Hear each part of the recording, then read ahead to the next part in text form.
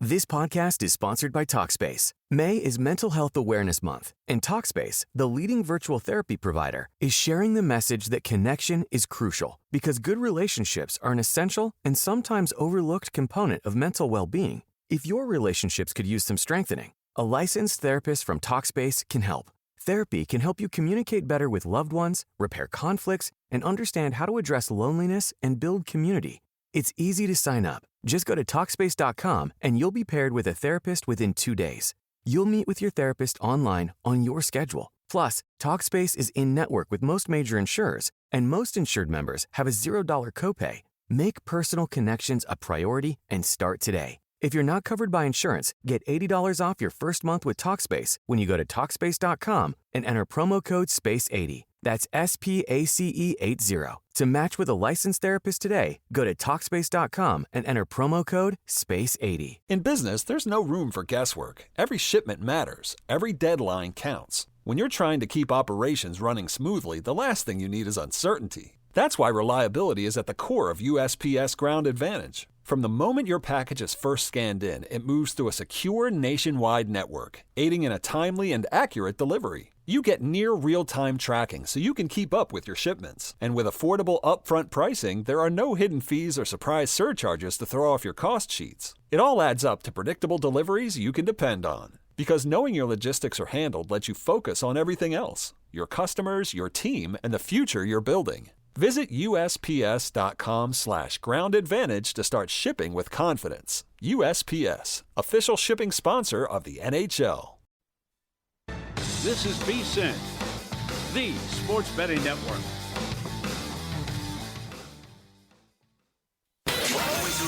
Follow the money. That's what I always say. You always follow the money. Yeah. This is Follow the Money with Mitch Moss and Paulie Howard on VSiN. Yes, here we go. Follow the money. VSiN, the Sports Betting Network. Big program coming up. In-play soccer as Arsenal tries to move on to the final, the Champions League. 1-0 at halftime. We'll give you the in-play coming up. Hopefully it goes to PKs. That'd be phenomenal. Nick Alberga, the misery in Toronto. What a bizarre press conference in Hire. We'll recap that lottery tonight. And also he thinks Colorado and Minnesota much the best in the NHL. Brian Geltzeiler to talk NBA. Derek Stevens, it's your segment coming up as well. The Tip Jar's open. Pizzeria coming up at 2:45 Pacific. Big program, Dustin. And a big win for the Knicks last night. It's historic. First team in history to win 3 straight playoff games by 25+. It was over in the second quarter. The Knicks look awesome. Oh, they looked incredible. Even Bridges with contributions. They're playing the entire bench in the fourth quarter. I will pull back some of these expectations now are on the shoulders of these Knicks because every time we start to believe, they go the other way. Let's be fair about this team throughout the last year. Every time they look like a special team, they come back to the pack. And we'll see how they look in game 2. Something tells me it was, 1, New York looking awesome in the matchup, but 2, a lot of concerns about a Philadelphia team coming off of game 7, 1 day of rest, a star in Joel Embiid who can't stop chirping. I got to tell you, for a city that tries to claim its identity as toughness, there's a lot of complaining on social media about foul calls in the game and whether something was dirty after Joel Embiid tried to break Mitchell Robinson's leg a couple of years ago. Right, fair. So the last 4 wins, 16, 29, 51, and 30 points. It's crazy. And now you're laying 7 tomorrow night, an adjusted series price minus 450. Are they playing so well? And then you look at who's playing in the other series, and they have issues and warts that Browns has to make the finals. Oh, no. Yeah. I think Mike Brown's gone if they don't make the finals. Yeah. But why else do you fire Tom Thibodeau? Tom Thibodeau's out because you had to get over the hump. If he doesn't at least get to the finals, no one's going to fault him for losing to Oklahoma City. But what they did the last 4 days, it is the largest point differential in any 4-game span in NBA playoff history. Mm-hmm. It's absolutely insane. And this was kind of the dream. This was the idea. And if we're going to talk about the regular season not mattering, it didn't matter for the Knicks. Now's the money time. Now's the time to show up. And credit to them when their backs have been against the wall, when they've had to make a statement they have. But I would consider a play on Philadelphia plus 7.5 in game 2, at least in the first half. Because they can't look worse than they did in game 1. Yeah, and I understand. They did the right thing. A loss is a loss. Who cares if it's by 1 or 50? But did you hear this last night on the broadcast? The last time Embiid played 6 games in a row was 2023. Oh, my God. Come on. I'm so over this guy. I mean, do you think he's going to tap out here or something's going to happen soon enough? 2023. That's ridiculous. Yeah, you can't rely on him. I'm done defending him. I've been an Embiid apologist in the past, but the complaining about the fouls when you actually went to the foul line more than the Knicks did, how are you going to complain about and flopping when you're the only 7-footer that weighs like 300 pounds that I've seen hit the floor after someone blows in their ear? Like, come on. Yep. So attention, please. I need your attention. Again, we have to point out Cat assists and a mispriced prop. So he's up to 4.5 now, but still it's too low. He has 6 assists, and he only plays 20 minutes as he's in foul trouble, and it's a blowout. This is the gift that keeps on giving. That's number one. The other one is Paul George. Paul George has scored at least 15 points in 16 of the last 19, and 7 games in a row he's made at least 2 threes, and he cashed last night most threes in the game 6-1. It's like Brian Mahoney said with us yesterday, you're surprised when he misses. Couple correlations there. One, Paul George scoring's been good. Rebounds and assists continue to be a little bit down. That's still something I want to attack from a prop perspective.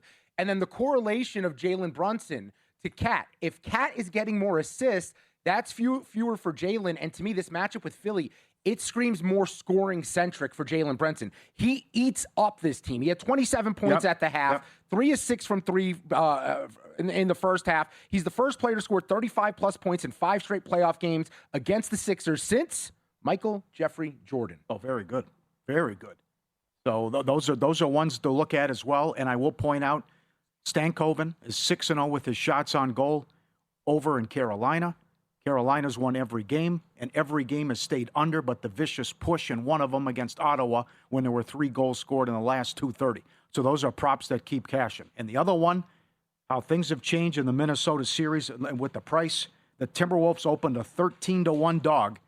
Now they are plus 165 to win the series after they steal game 1. And it was just bizarre what that Wemby had an all-time performance with the blocks record, but he shoots 8 threes, doesn't make one of them. Where is the De'Aaron Fox, who was awesome with Sacramento, was on a max deal? Where's that guy? Oh, that was a big miss by me. I had over 17.5 points, and I'm just watching him, and he's doing nothing. He's not even getting good looks. And then in the second half, he finally started knocking down a few shots. This team needs the guards to play better. They need more. Castle can't foul out. Yes. You can't have Castle fouling out. That killed the rebound prop that I had on him. But credit to Minnesota. Backs against the wall. No one believing they stand a chance. I was already writing in Oklahoma City taking on San Antonio in the Western Conference Finals. I did not think they would do it. And Anthony Edwards had a legacy day because he wasn't amazing. He wasn't perfect, but he just grinded it out. And when we see all these other athletes that at times are resting or dropping back, he wanted all the smoke late in the game, and he came up big in the fourth quarter. He's supposed to be out a month. He missed 2 games. He comes back, and he was awesome. He had 11 in the fourth quarter alone. 9 minutes there, 5 of 7 from the field, 1 of 1 from 3. He doesn't do that, they're not winning that game. And credit to Chris Finch. We'll do more on the coaches later, Paul. Yeah, but he's good. I think he might be the most underrated coach in the entire NBA. He's been to a couple Western Conference Finals, and no one ever talks about this guy. Mm-hmm. Do you think the whole series could be an under series? Yes. You loved game 1 under, and it was never a sweat. I think especially as long as Edwards is hampered in some degree, you have to think about the under. Now, if he starts to get going and he looks healthier, sure, the over is possible, but Minnesota can't get into a race with the Spurs right now, and San Antonio doesn't want to ever sniff that style of play. So I love the under in this thing as long as it keeps looking like it is. Like, what would we close? 220 yesterday. Game 2 is going to be what right now? 215.5. It's a little low, but I still think it's playable. They shot 42% from 3 against Portland. They shot 27% from 3 last night. I mean, they were great looks, and then he's still as bad as you played, though, and how Wemby was off offensively and how Fox couldn't make anything. You still got to look at a 3 at the buzzer to win the game. But you have a timeout in your pocket. And I know. There's 9 seconds on the clock when you grab the rebound. Why wouldn't you ensure you get the best possible look? No offense to Julian Champagnie, but he's like 3rd on the list of players on the floor at that time. It was a good look. It was. No, it was. But okay. But I'd rather have the ball, maybe Fox driving to the basket. I'd rather Wemby with the way that he has an advantage size-wise, even though he's had a horrible night. I don't know if Champagnie's the guy I want shooting that ball, and he's a fine player. Johnson said they weren't organized, and he thought they would be okay and get a good look. That's what he said. But they got a good look, but I understand you want someone else taking the shot. But that's how things have changed in that series. That's nuts. From 13-1 now to plus 165. And would this be the biggest upset in NBA history? Oh. I mean, the Thunder are laying 16 tonight, and this series price is all over the map. So DraftKings opened the Thunder $9. And the total games was 5.5 under minus 190. That's long gone. So then they got up to 4,000. And then, no one's going to lay that. So then they had Laker money come in and think, okay, they upset the Rockets. Why not? And now it's 1,600 on OKC. Take back on the Lakers 9-1.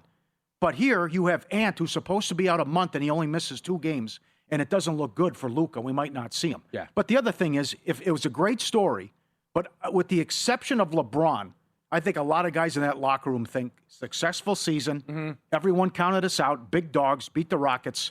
Now we're good. You're right. Because you're going against the Dustin, they kept turning the ball over and couldn't score 100 points against the Rockets. Now they're taking on the champs in a nasty. This is not gonna go well. No, you're right. There's a big exhale in that locker room. Look what we did. No one thought we belonged. We took that. Houston stunk. Houston was the issue. It wasn't that the Lakers were amazing. They were fine. They were solid. They were okay. Houston was terrible in that series. Now you take on a team that doesn't make mistakes, that isn't going to shoot themselves in the foot. Yes. And if it's somehow close in the fourth quarter, well, SGA is just going to get to the free throw line and put you out of your misery. Death by 1,000 paper cuts here. I was looking. I haven't bet this one yet. I wanted your thoughts on it. I feel like this number's egregious. Austin Reeves' PRA is set at 30.5. That feels like a high number against this defense for OKC.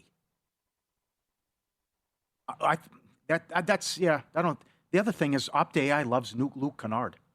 Oh, I'm surprised that the OptAI really likes Luke Kennard. I rode that roller coaster last series. It was good, then it wasn't good. It wasn't fun when he had like 2 points in one of the games.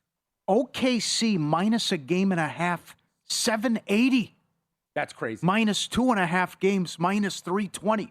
And they swept them in the regular season. And again, 3 of the games were blowouts. And even when Luka played, they outscored him by 54 points when he was on the floor. And the last time they played, they were up 30, and then both guys got hurt.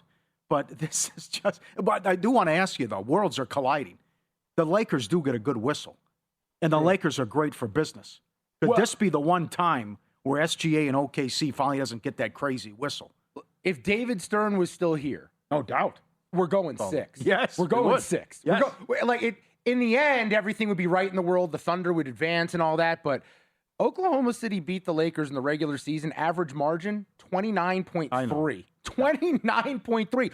But we've never had a team like OKC, small market. When's the last time a small market team went back-to-back? San Antonio? Yeah.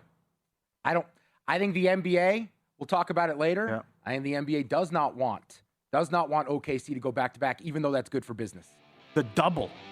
Win game 1 and win this series is $6. It's just nuts, these prices here, and 16 points spread in a second-round game. If the players and coaches tell you game 2 is going to be the opposite of game 1, do we believe them? That's next. Follow the money.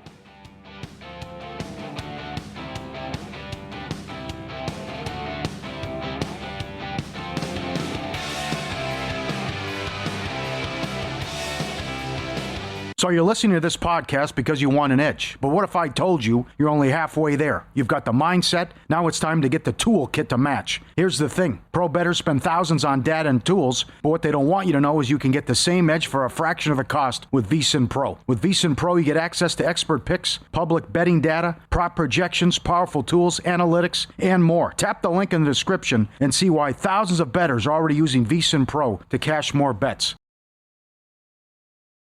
This podcast is sponsored by Talkspace. May is Mental Health Awareness Month, and Talkspace, the leading virtual therapy provider, is sharing the message that connection is crucial because good relationships are an essential and sometimes overlooked component of mental well-being. If your relationships could use some strengthening, a licensed therapist from Talkspace can help. Therapy can help you communicate better with loved ones, repair conflicts, and understand how to address loneliness and build community.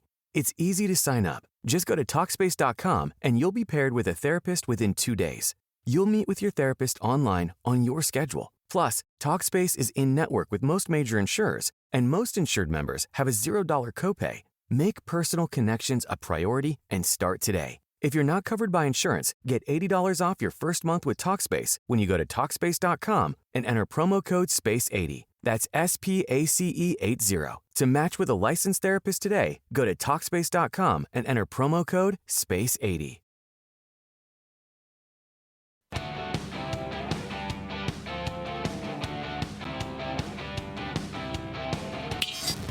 This is Follow the Money on VSiN.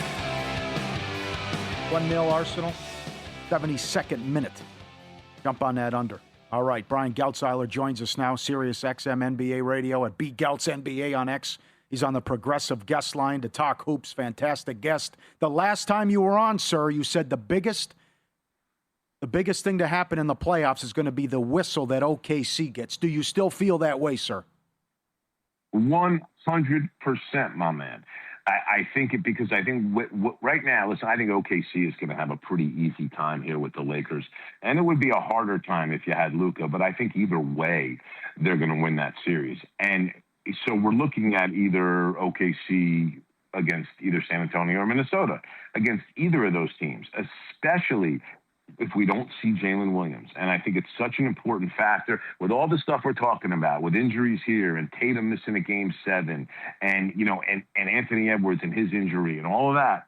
The one that nobody's talking about is Jalen Williams. Dude, last year had over 40 points in a NBA Finals game. That Jalen Williams, he's a very important player to what they do and allows the ball to be in SGA's hands a little less, preserves SGA for late in games. When SGA is playing more fatigued basketball, he is going to lean into foul baiting in a way that's extreme. Listen, it's probably a little extreme before he gets tired, but once he gets tired, foul baiting becomes almost the majority of the repertoire. So how he is officiated as we go forward in these playoffs continues to be a major, major factor in who we're going to see come out of the Western Conference and potentially win the NBA title. Yeah, they're minus 155 favorites to win the whole thing, the Thunder. We haven't had back-to-back champs since 2017-18 with the Warriors. If there was one thing that stands out to you, what would be the one reason why they wouldn't be able to go back-to-back? You know, Dustin, it's a great question. And what I'll say to you is this. I think the reason that they wouldn't be able to go back-to-back would be because what we saw out of the regular season with how well San Antonio matches up with them is real. And I do believe that it's real. Listen, I think if they draw Minnesota, they beat Minnesota last year. Ultimately, they're a little too athletic for Minnesota. No one is too athletic for San Antonio. And we rarely see Oklahoma City struggle with guards' athleticism and guard speed. They have great athletes themselves. They struggle with Fox and Castle and Harper in a very, very big way. So, yes, they're minus 155 right now. But part of that, I think, listen, has to do with the fact that the Spurs are going to be in a dogfight here with Minnesota. But if they have to face the Spurs, all the spots they have advantages against every other team in the league, they have disadvantages against San Antonio. And it will be a massive, massive struggle for OKC. Listen, we know this, guys. Like, if we see a Detroit Knicks Eastern Conference final, what happened in the regular season, I'm not going to say it's going to be meaningless, but it's going to be relatively insignificant. I think San Antonio has a swagger against OKC that they would bring to a series that would be a little threatening to the Thunder, that in a way that the Thunder wouldn't feel against any other opponent in the league. Okay, great answer. Is your takeaway from last night, they were 27% from three, and they just couldn't knock down shots like they did against Portland? So are you still picking the Spurs to beat Minnesota? I am. I picked the Spurs in 6 initially. This may have kicked me a little more towards 7, although I don't like to make changes on that stuff. Mostly because, first of all, I knew Anthony Edwards would play at one point in the series. I did not think he would play last night. And I think this general act of him coming off the bench is such a big boon for the Timberwolves in 2 ways. Number one, when you have a player on a minutes limit, you know how much easier it is for a head coach who doesn't have to start him? So first 6 minutes of the game, he doesn't have to put him in. That's 6 more later that he doesn't, if there's a bad run and he wants to go to his best player, he has some latitude later in the game by not starting him. But when you have a player of Anthony Edwards' stature, there's only one way you could not start him. He's got to agree. So Edwards saying, hey, yeah, that's cool with me. I'm good with it. And then Shannon had 16 last night and has looked much better in these last 2 games and replaces some of that athleticism. For Minnesota, there's a coming together of this group. McDaniel's upgrading his game, Gobert playing at a higher level than we've seen in the playoffs the last couple of years, that I think is going to be tough for San Antonio. Here's my point about San Antonio. I think that last night was it was not as much about, hey, we missed some shots, more about we were forced to take shots we didn't want to take. Wembanyama should not be taking 8 threes out of 17 shots. I agree. They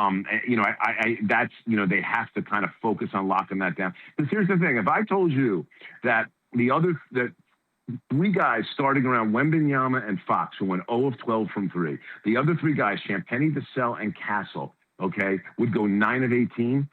If I just told you that without telling you the other 2 guys, you'd think they would win the game, right? But they didn't. So the other 3 starters who were out there to shoot threes went 9 of 18 from 3. Wembanyama's got to get closer to the basket. I will say this, though. Listen, 12 blocks is 12 blocks. It was fantastic.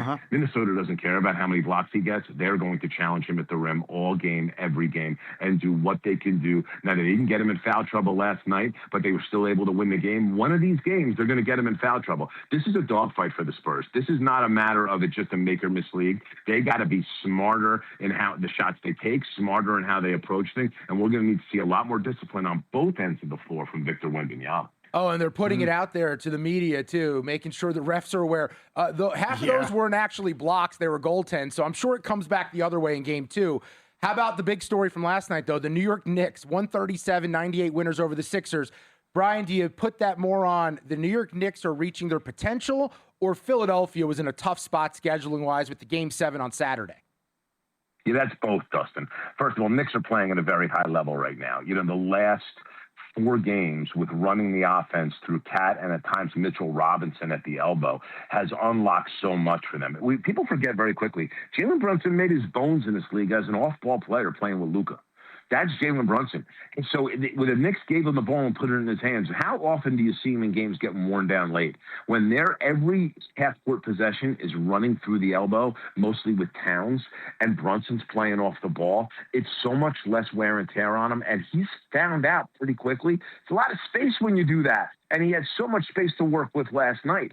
So there's that part of it for the Knicks. And the other thing is they're not switching as much defensively, which they really needed to do because what McCollum did to Brunson earlier in that series exposed something for the Knicks that they've now gone and covered up. So I think you have to give the Knicks and Mike Brown and his coaching staff a tremendous amount of credit for how they've switched things on the fly and how successful it's been. With all that said, Philly had no legs last night.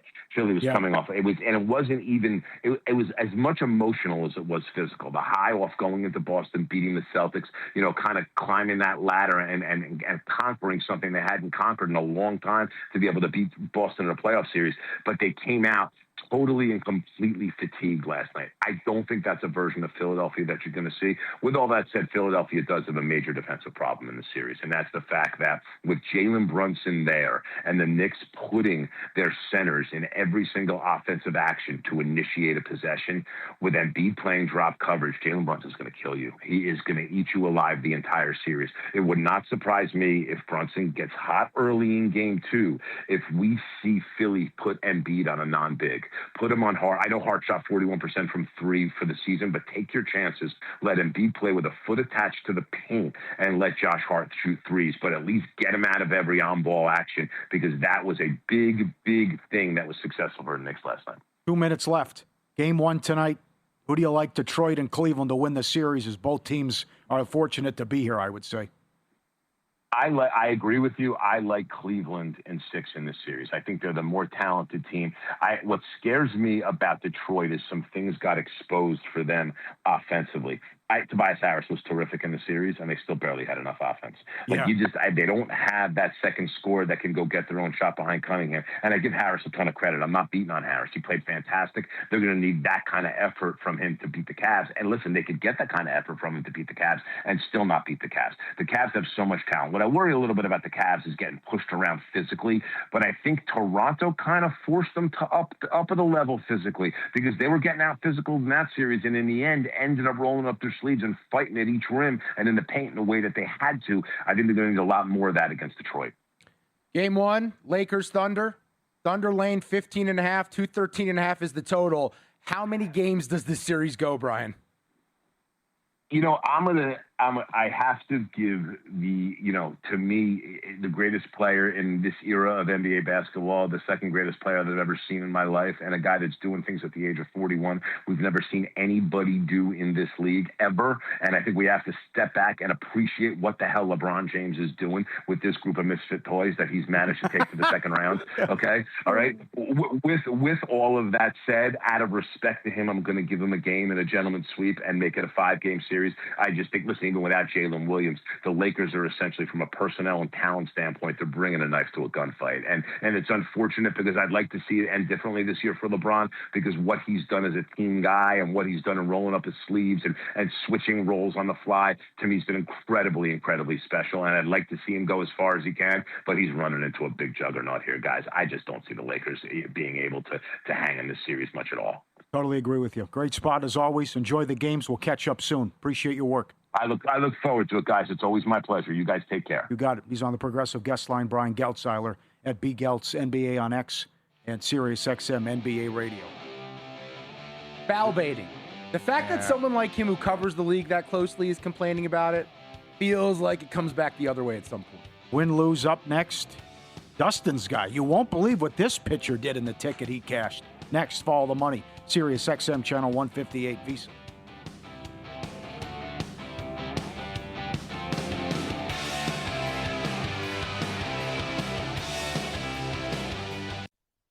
This is VSiN, the sports betting network.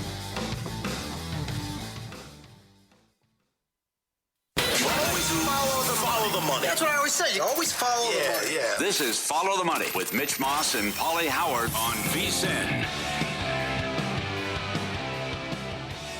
All right, this is going to be fun.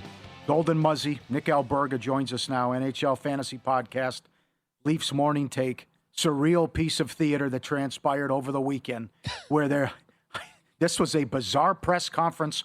Words were used like con man, scammer, fake. Here's your new GM, Nick. I mean, at Golden Money on X, by the way, and he's on the Progressive Guest Line. What were your takeaways and how weird that press conference was? And if you can explain to our listeners what transpired, please.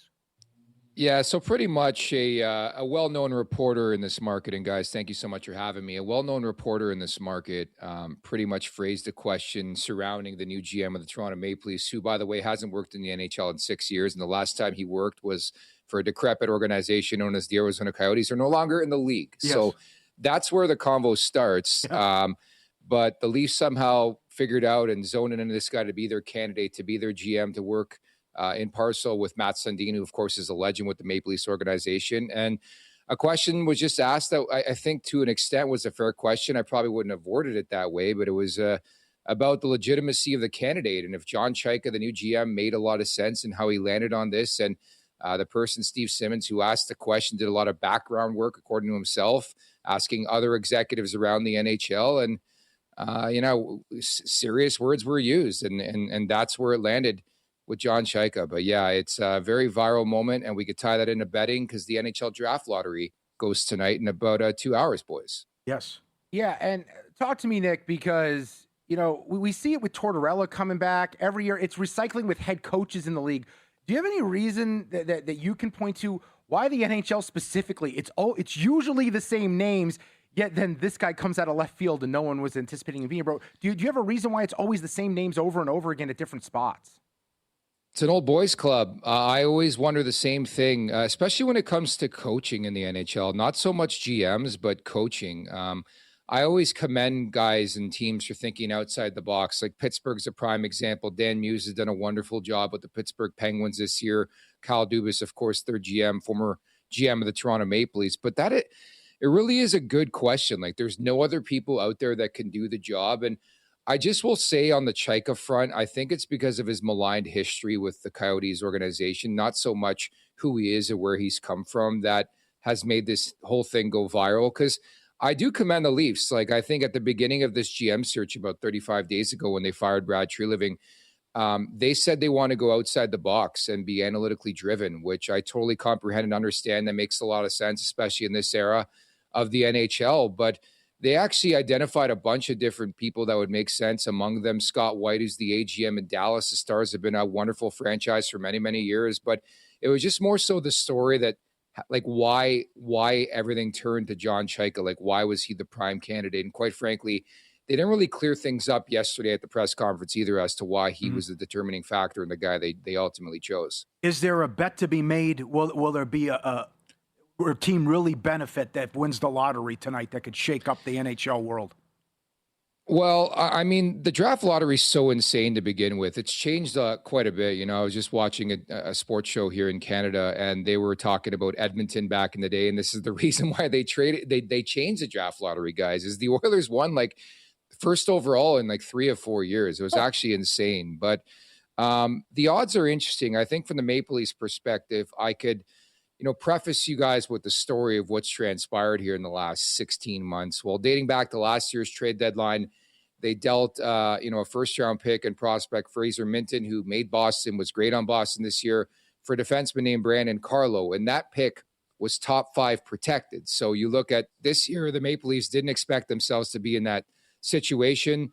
They tanked out. They were brutal. In fact, finished bottom 5 in the NHL, so the 5th worst record. So effectively, what needs to happen tonight from the Maple Leafs perspective, they have to find a way to secure a top 5 pick to keep that pick and negate it from going to Boston. If they keep that pick, then Boston gets it next year. But that's a conversation for next year, of course. I think people in this market very, very stressed, but the math actually not in the favor of the Maple Leafs. A 41.9% chance they don't secure a top 5 pick. So, in short, the NHL draft lottery is very confusing. It's actually 2 lotteries in one, if that makes sense. So I think it could be very Canadian heavy, Canadiana tonight, with teams like the Maple Leafs, the Vancouver Canucks, the Calgary Flames, and others like the Winnipeg Jets all around this thing. Well, speaking of Canada, 1993, last cup north of the border. Your last team standing from Canada is the Montreal Canadiens. How much does the rest of the country hate that that's the team that holds your country's hopes to hoist the cup here? Well, it's so funny, guys, because every year, like last year, the last couple of years, it's been Edmonton. Like, Edmonton's Canada's team. I've never subscribed to that. Like, if you're a fan of the Leafs, you're a Leafs fan. And when the Leafs go out, that's it. Say two. If you're a fan of the Ottawa Senators, ditto for that conversation. But as a Leafs fan specifically, there's one team I won't root for, and that's the Montreal Canadiens. Okay. Having said all that, I really like where this team's at right now. I'm really looking forward to this series against the Buffalo Sabres. A rivalry nobody really talks about, but it's not far in proximity to each other. And on top of that, both fan bases are rabid and hungry to win. Buffalo hasn't been in the playoffs in nearly 15 years. Their home ice crowd's insane. Ditto for the Bell Center in Montreal. I think if there's one piece of advice I can give anybody out there, if there is one team to go watch a playoff game and them to host that game, it is Montreal. It is the Bell Center. So in length, Montreal is a serious, serious team this year. I don't know if they're going to win the Stanley Cup, but would I be shocked if they at least got to a conference final? Probably not. This is going to be an awesome series, guys. Yes. You tweeted that there's Colorado and Minnesota and everyone else, and there's a large gap. Do you still feel that way? And what if I get this play out of Anderson, though, in Carolina? Well, that's a thing. I think when I bet, I like to look back at history. I just can't look at Carolina seriously because it's been so many years. And they've, in fact, in the Rod Brind'Amour era, he's known as one of the better coaches in this league. They have one Eastern Conference final game victory in multiple appearances. Like, it hasn't gone swimmingly, if you catch my drift, for Carolina. Like, this is what they do. They get to a conference final, which they should. And if you got to bet something, it's maybe a sweep here against Philadelphia moving forward here in round 2. But I think they're a serious team this year. I like the Nikolai Ehlers pickup. I think that'll really, really help things. Logan Stankoven's another guy, if you want to tap into the Conn Smythe market alongside of Freddie Anderson. As somebody who's covered the Maple Leafs, has been a fan of the Maple Leafs for a long time, Freddie Anderson was their number 1 for a long time. In the back of my mind, guys, he gets hurt a lot, and I hope it doesn't happen. Knock on wood, but he's been a phenomenal story for that Canes team. And whoever goes on, assuming Carolina moves on to the conference final, if it's Montreal or Buffalo, that's also going to be a fantastic series. And maybe this is the year that the Canes finally push through to the Cup final. But to answer your question, I view Colorado specifically as a team to beat. And number 2, especially with Quinn Hughes in the fold, and we're finding out Philip Gustafson's going to start game 2 and not Jesper Wallstedt, who has taken the Wild to this position right now. I just have those 2 teams just a peg above everybody else right now. Tonight, game 2, you mentioned it, Colorado, Minnesota, total 6.5, Nick. We had 15 goals in game 1. Do you think we get adjustments and we maybe can go under? Or do you think there's just too many weapons on the ice and we go over again? I've been wrestling with this all day because, like, how do you course control or course correct, if you will, from 15 goals? And you look at that juicy number at 6.5. I'm inclined to play the over. I just have to, guys. I think the funny thing about game 1 is, for the most part, the big dogs on both sides, very, very quiet. Kirill Kaprizov, Matthew Boldy with Minnesota. I know Quinn Hughes had a big game. And then Colorado, like, aside from Nathan McKinnon's empty netter, he was relatively quiet. You know, Martin Necas, another prime player on that roster, which, what I'm driving at is I think the star players in this series will have a better showing of themselves here in game number 2. And I tend to favor the over more times than not early on in series as teams get used to each other a bit. So, yeah, I'm probably going to play that number. It's just too juicy for me, guys. It was refreshing what McDavid and Draisaitl said after they lost to Anaheim. What changes are going to happen at Edmonton? Accountability is a beautiful word, is it not, Paulie? Yeah.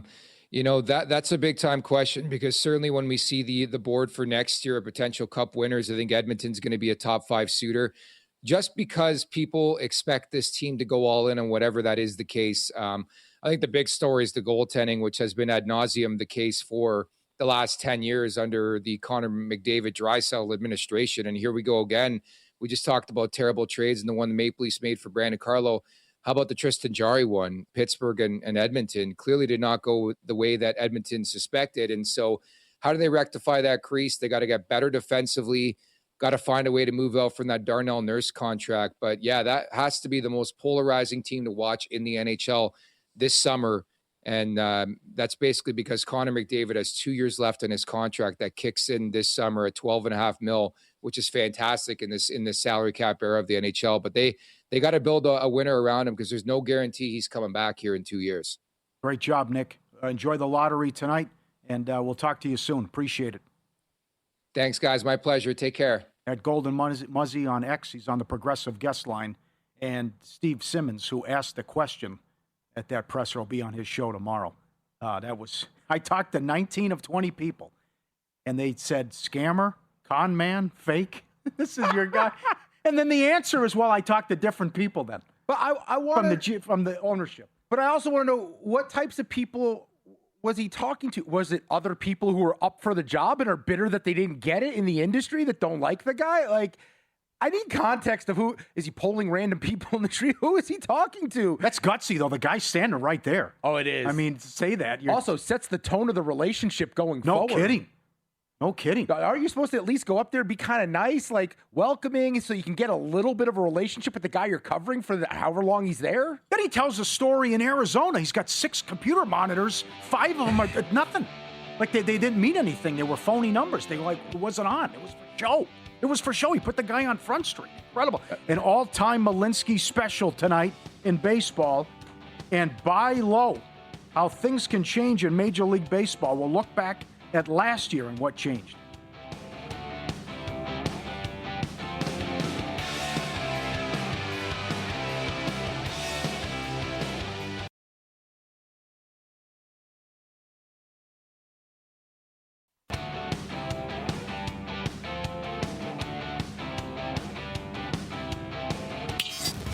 This is Follow the Money on VSiN. All right, every time this week, the owner of Circa, the D in Golden Gate, Derek Stevens, joins us now. And don't forget, it's the most underrated spot in town. Get that penthouse or get that suite at the Golden Gate. Perfect with all the TVs. You got your own barbecue out there as well. But thanks for coming in. We're getting down to it now because the schedule release is coming up in a few weeks. You'll have the contest ready to go. It's go time now, my friend. That's true. You know, we're planning on coming in here with you and Mitch on, I think it's 2 weeks from today, May 19th. by then we'll have figured out what we're doing for next year. We're still cooking up a few things, but we're getting close. All right. Thank you. How long does it take for you to build? Because you always come in with the giant calendar of every single week. From the time the schedules get put out, what's the process like to get that thing made? We'll get one pretty quickly. Because I got to print it out quick because I got to start, having it hanging around my office, looking at it all the time. It takes a little while to start digesting that whole schedule. A great result as a fan last night, but a bad result for the book. How about, it was right in front of you, how about the Marner empty net goal with 6 seconds to cover the puck line with the flip that goes in the length of the ice? Wasn't that amazing? Oh, stunning. God, if that thing misses the goal, you got to face off deep in the zone again. No, that was amazing. The crew I was with Nicole, I was with Bill 80. Bill 80 was right there. And we took that video that's up on my X account now. And Marner just flipped it in. You could just see that. You just saw it coming in. It was like a field goal. It was coming straight in, bounces around, little puck luck goes straight in. It was pretty amazing. Hey, those Circa seats are sick. They are sick right behind the net. We're going to have it up here in a few seconds, Luke said. I'm watching it on at Derek J. Stevens right now. I'm curious. Colorado was the favorite in the West for so long. Did you guys have a lot of liability on them? We're in pretty good shape with Colorado. We're actually in pretty good shape in a lot of hockey. We had to get rid of the Penguins. That's what that was big. That was our biggest concern. Flyers a little bit? Yeah, a little bit, but Penguins we had to get rid of. But no, we're in pretty good shape here on NHL. We do well to the Knights actually. So. I thought Hart was great last night. He actually, it was interesting.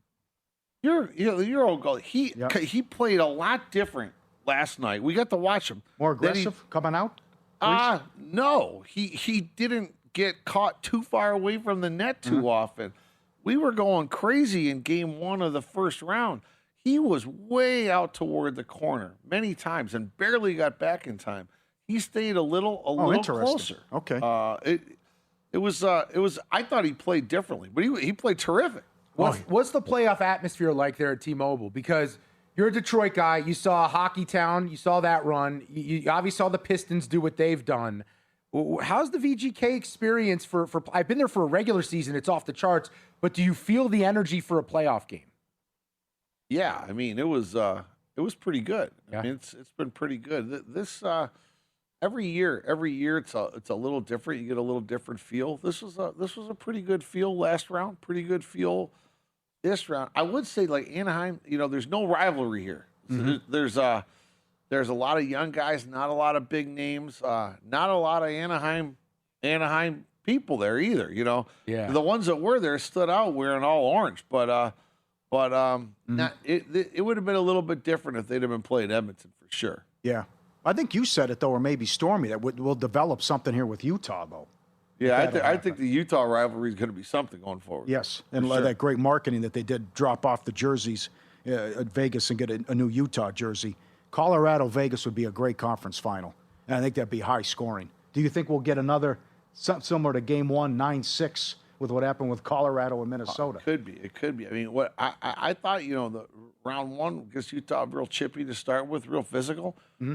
They mixed up the lineup. They brought Carlson in. They brought Carlson back. He got a standing O when he finally got on the ice. So interesting. Styles make lineups here. So I guess we'll see I think the Golden Knights might mix up their lineup a little bit for tomorrow too. So we'll see. Tell me if this hot take has any merit. I would say coming to the sports book in the spring, right now, though, when you've got the crossover with the NBA playoffs, with the Stanley Cup playoffs, plus you have Major League Baseball games, this is the better time to come to Circa, watch games in the sports book all day than it is during football season.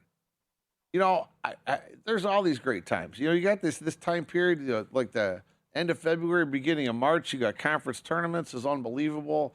Then March Madness time frame, then baseball starts up, and then you got hockey playoffs, NBA playoffs. There's a lot of good times. I would say spring's a pretty good time to be here in Vegas. But here's what I would point out. Because I'm 41 years old, I feel like I'm 75 because I have to figure out how to get every game on my TV. You guys do it for me, and you move it around when things matter, so I don't have to worry about my logins when I come here. I'll tell you what, you're not kidding. Paulie and I, we've talked about this a lot. This travesty in America we were complaining about 10 years ago is getting worse.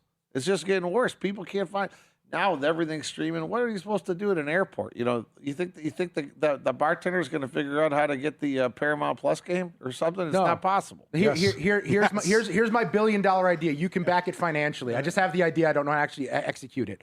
It's an app. You feed it all of your logins for everything. So you don't have to log in ever again, but you log into this app and it only pulls up the live sports. There's no other TV. It's just live sports. Whatever your Peacock, your YouTube, your ESPN, it automatically goes there. And if you pay for it, it will show up as an option to watch in this app. Can we make billions? Man, if they could have ever figured out how to bundle this, you call it cable. Oh yeah, God, it would have been great. Would have been great. Yeah. New and improved, right?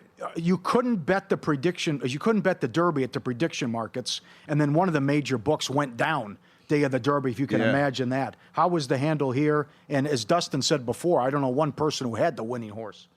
Handle was up a little bit on Friday.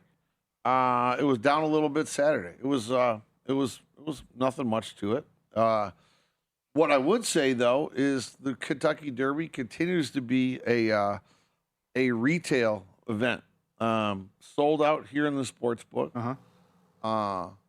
Upstairs for the Kentucky Derby party. Holy smokes, Paulie.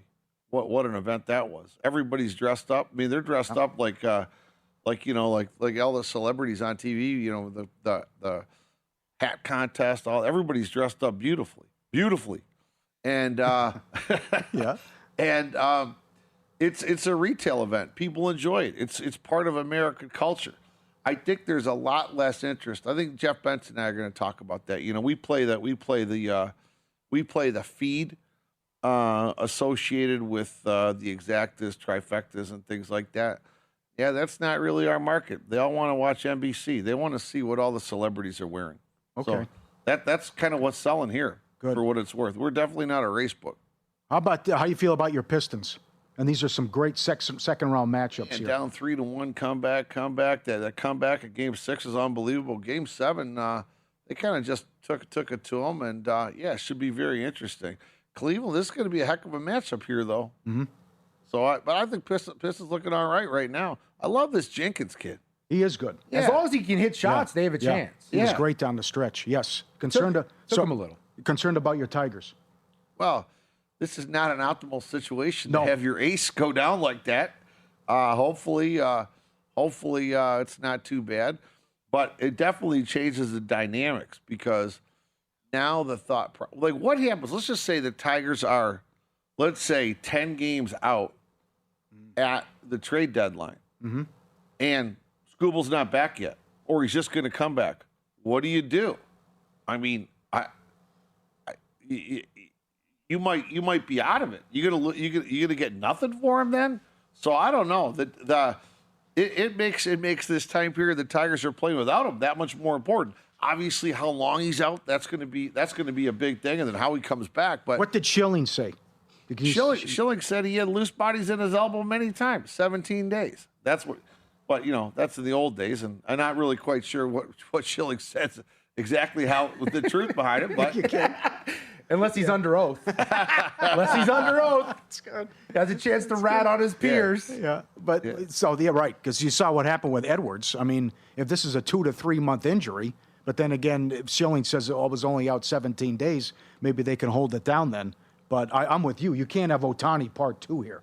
Yeah. If you're out of it, you got to get something for him. Say, hey, what's McGonigal for this MVP? This story, McGonigal doesn't want rookie. What's that at? Oh, he's probably a big fat number right now, but he's killing the baseball. I mean, that the way he kicks his leg, it's almost like a Japanese leg kick. Let's see, McGonigal. I don't even see him listed. I mean, it's a ridiculous thing, but the way I realize he's a rookie. I mean, rookies have a tendency not to perform the same in August and September. Once everybody figures it out. But boy, oh boy, he's looked good. Great numbers, yes. And the kid in Chicago, too.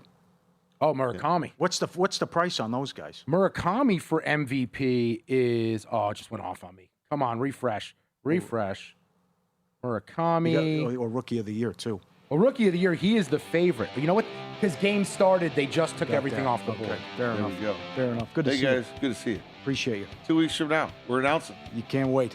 Looking forward to it in 2 weeks. And also check out the video of the Marner goal that replayed. We just showed. It's up on his Twitter as well. What we're betting coming up next.